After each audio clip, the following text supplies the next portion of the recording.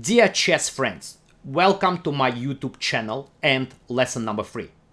In this video, I decided to show you an amazing, brilliant, astonishing game played 2 days ago between Boris Gelfand and Sergei Movsesyan. Now, the game was played in Grand Swiss event, Riga, Latvia, which finished exactly today.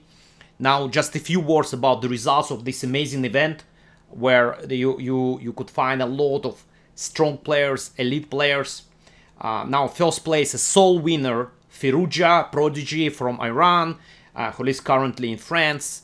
First place, amazing result. Second place, Fabiano Caruana. These two guys qualified for the candidates, next cycle of candidates. Now, there are 6 other places also qualified for FIDE Grand Prix cycle, also very important accomplishment.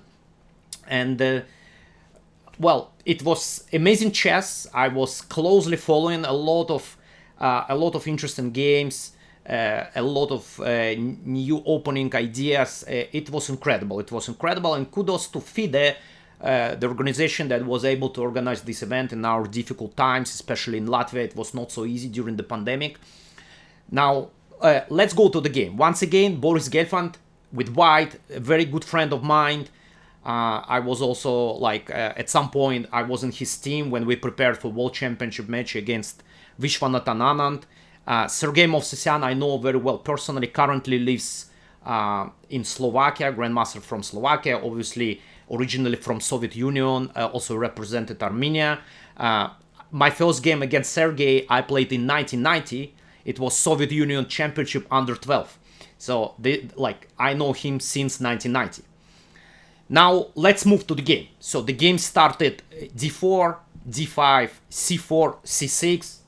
Probably most of you know it's Slav defense.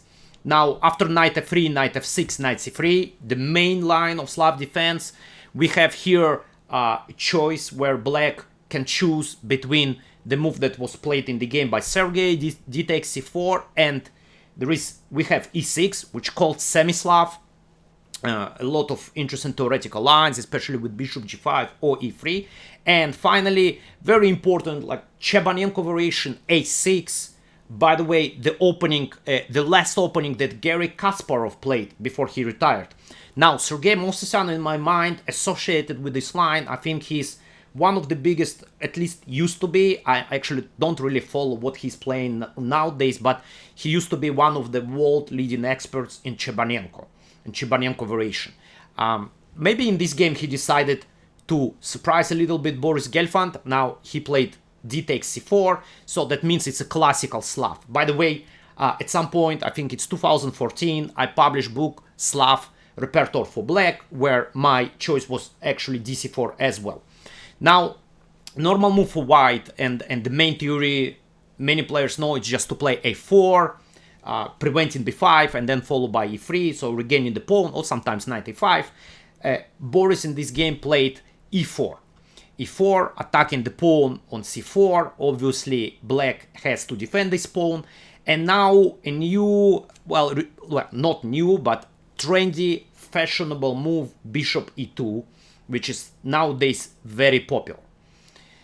Now, in this position, instead of bishop e2, the main theoretical move, and still statistically number 1 by huge margin, if you open a, let's say, mega database, it's still e5. That's all theory. Quite a tricky line, but if black knows well, it's, as far as I know, black is doing really well, and there are not so many new developments in this line. So I think the evaluation is just black is fine, and that's why now there is this recent discovery that actually bishop e2 is quite an interesting move. Now, so this game, by the way, I would like to mention that this game didn't go unnoticed by chess sources. You can probably find this game mentioned by chess sources, annotated, as well as I know that the most popular YouTube channel, chess YouTube channel, Agad Mador, covered this game. But I want to give you a little bit of theoretical flavor as well as personal story. It was very interesting. So here what is my story about this position. I have a student, and we actually analyzed one of his games that he played about a month ago in this variation. So he played with black, faced this move bishop e2, and he didn't know the theory. Now, he didn't know, he knew only e5, he has my book, so he knows all the theory from my book. Now, he faced bishop e2, and he felt that that's like a little bit strange move, it cannot be good, so he reacted with the move b4 in the game. Actually, I think it's probably a slightly dubious move. Now, in the game, his opponent reacted with knight f4, which is absolutely correct. Knight takes e4 and bishop c4, and it's appeared, even though black captured the central pawn, but white has tremendous compensation for the pawn, better piece coordination, better development, weaknesses on the queen side. Also, knight b8, bishop c8 are very passive. It was a very interesting game. Now we also analyzed this game. Now, at some point, I noticed that instead of knight a4, here we have a variation which, instead of knight a4 move, the line e5, you'll understand later why I show you this line. So e5, which is a thematic idea in this line. So after b4, it's not always that like you just have automatically to move the knight. There is, in many cases, e5 is working well, but not here. Even Magnus played this line, and he actually, I think he won a game against very strong Chinese Grandmaster Yu Yangui. Now, it's not forced, but there is this line, which is the best for black: bc3, ef6, c takes b2, f takes g7, queen, and gh8 queen. So remarkable position with 4 queens on the board. Like, I personally have never played this type of positions, especially in the openings. I don't recall any games like that. Now, what is interesting in this position is that you can see that right now, white has a very clear threat, which is basically queen f8 check, followed by bishop h6, and black is losing his queen on a1.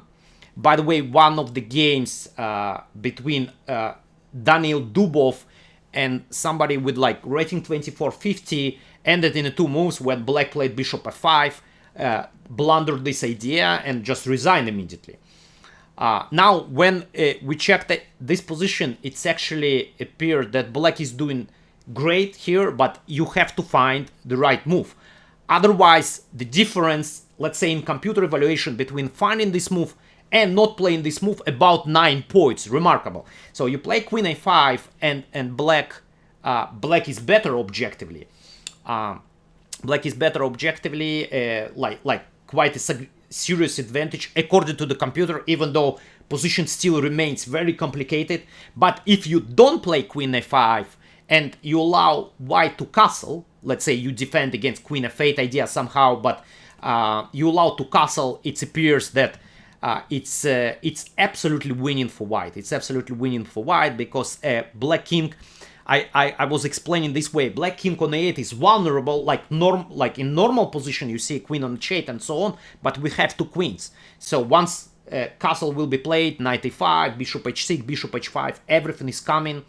It's very tough. Now, the right move in this position, queen a5 check, basically this move forces queen straight. Now, bishop d2, obviously queen d1, it's very important to trade one pair of queens. The critical move seems like knight d2, but then there is c3. And you'll see why we're discussing actually this line. Now, this is something that actually happened, very similar happened in the game of Boris Gelfand. Now, what is happening, we'll come back to this position, and now there is a very significant difference that I was able to discover. What is the difference to compare with Boris Gelfand game? Now, in the game, Sergey played e6, normal move. I also came to conclusion that that's probably the best choice. And now, interesting, try a4. There is also castle.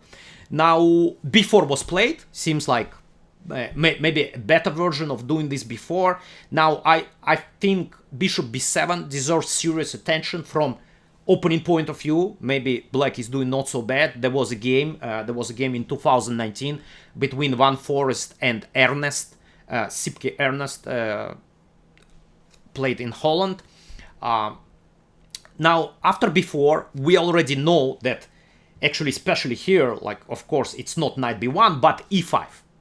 Of course, e5 and bc3. So very similar line. We just have insertion of a4 and e6 moves, and it just exactly the line that I mentioned before. Now, instead of bc3, black also has knight d5.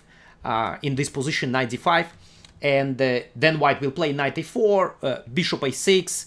Somehow, after castle, white won all the games in this position, even though it doesn't look too bad for black, but it's probably something that it's much easier to play. Just at some point, bishop, I guess bishop d2, rook c1, one of the key ideas, and white has some like really good chances to obtain some positional advantage, but it's not so bad line. Now, after bc3, we have something similar. ef6, c takes b2, fg7, now capture on a1. There are some other moves in this position. Now, for instance, I checked after bishop g7, bishop b2, white is probably better. There was one game recently played in 2021 by Dutch Grandmaster Van Forest once again, so he's probably one of the experts here, where black played queen a5, white responded with knight d2, bishop a6, rook c1, castle, and eventually white regained the pawn on c4 with clear positional advantage. I guess the king on g8 will be potentially very weak. If I remember correctly, the rook lift eventually was very dangerous in the game. Another game I noticed also featured bishop before check. Now, after bishop before check, it seems like white has to play king f1.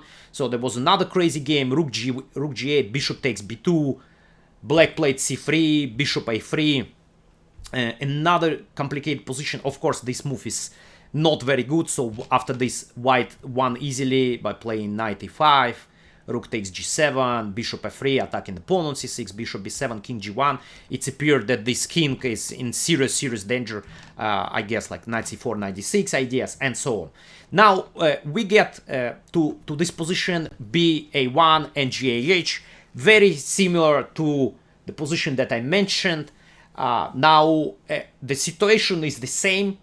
Now, if black is not playing queen a5, it will be just clearly better. I would even say winning for white after castle. Black king is too vulnerable on e8, especially that we have two queens on the board. So queen a1 should be played in this position. And now, you know, when I saw the game, I thought in the beginning, well, it cannot be like how it's possible that Boris, who is extremely well prepared in the openings, allowed this position. I didn't understand the difference that it's actually a4 e6 inserted, and I thought how it's possible he's just losing like that in the opening. Well, the things are not so simple, and of course he knew everything, and he reacted with the move knight d2. Now I just would like to mention that king f1, queen c3, black achieves its goal, trading one pair of queens, for instance bishop f4, queen d1, bishop d1, check, and so on. Black is better in this position. There was a game, one correspondence games where black won, so Boris played knight d2. So we know from the previous line that it doesn't like really help, it's not really stops black's idea. It's very important move c3 here in this position. Now the problem is if white plays knight b3, there is c2 check, and it's just a queen straight.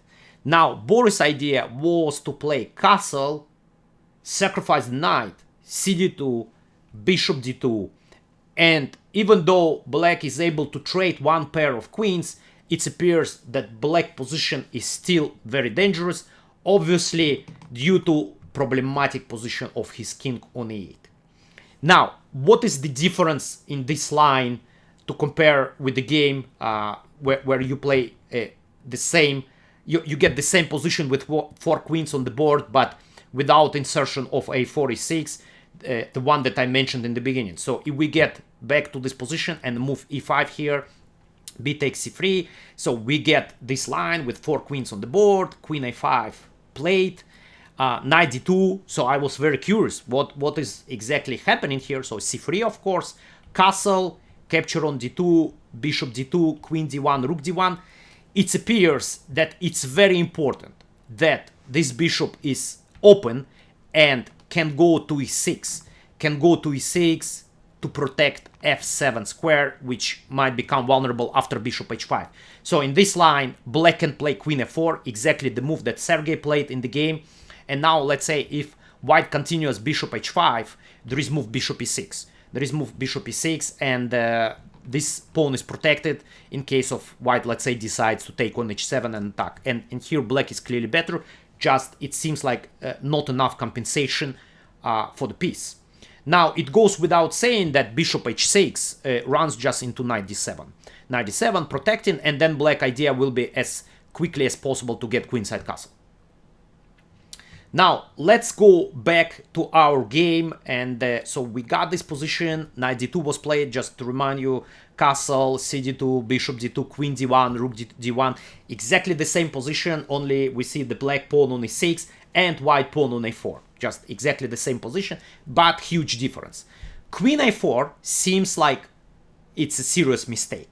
Now, the best move, and I don't know, guys, if someone will be brave enough to play this position, actually for either color, I would say, you know, it's very risky also for white, but the best move definitely queen f5, where black queens protects pawn on h7. In this case, black is not worried about, let's say, bishop b4 idea, knight d7. White's best chance, remarkable d5. Pretty sure Boris analyzed this position. And now here what is happening, black has, it seems like, according to my quick analysis, black has to find this unbelievable move queen g6, which is, I cannot imagine anyone, even strong grandmasters, even Sergey Movsesyan, can find this move off the board without analyzing this position. So that's the only move. And now I'll just leave this here. It's incredibly complicated position. Computer says that white has kind of sufficient compensation, but black should be able to hold. Now what is happening if black decides to capture, let's say, cd5, it's losing immediately. Bishop b4, attacking the bishop on f8. So as we know, the only defense knight d7, and just this pin comes, and basically there is no defense against capturing the bishop on f8. Now in case of e5, there is another problem, bishop b4, knight d7, and then bishop d3 comes, followed by check rook e1, and then bishop f8, white will capture bishop f8, in both cases with decisive advantage. Now, what happened after queen a4? It seems here that, in my opinion, according to my analysis, Boris didn't play the best move in this position. It seems like bishop h5 would be much stronger here and would lead to decisive advantage. For instance, one of the remarkable lines that I noticed, if black plays queen b5, so obviously the idea to target f7 pawn, if let's say black tries to play queen b5, with attacking the bishop on h5, and trying, let's say, to get queen on f5 to protect the pawn. Then once again, d5. It seems like a thematic idea in this position, opening up everything. So now if cd5, it will be our main move. After queen d5, I would like to mention that bishop h6 wins easily because the queen is under attack as well. Bishop on f8. Now cd5 runs into queen g8, queen b7, protecting the pawn, rook c1. Not so obvious, but it appears that somehow knight a6, h4, and it seems like black is in some way paralyzed in this position. Like it's very hard to move. King stays here. Like there are like many ideas. For instance, I remember one of the ideas that computer recommends. It's blocking the queen and then capturing on f7. And I know the evaluation is white is winning here. Now, Boris played queen h7. It seems like a slight inaccuracy here, which potentially could allow black came back into the game with the remarkable move e5. So we need to open up the bishop. Maybe placing on e6 and so on. Now, for instance, here bishop h6, bishop takes h6, bishop h5. So this is the variation I checked. Knight d7, and seems like black is doing quite okay. White is not worse, but black, it seems black is holding here. Now, after the missed opportunity, it was already basically no chances for black, for Sergey Movsesyan. So now he played a5. It's the idea not only to run with the pawn, but to have move rook a7 to protect f7 when white is attacking this pawn with bishop h5, but white has a different ideas here in this position. So we can simply run with the pawn, and it's very hard to stop h-pawn. It's very hard to stop h-pawn. So rook a7 was played, h5, bishop a6. Now, of course, when you are piece down, it's better to keep as many pieces as possible on the board. So that's why white reacted with bishop f3.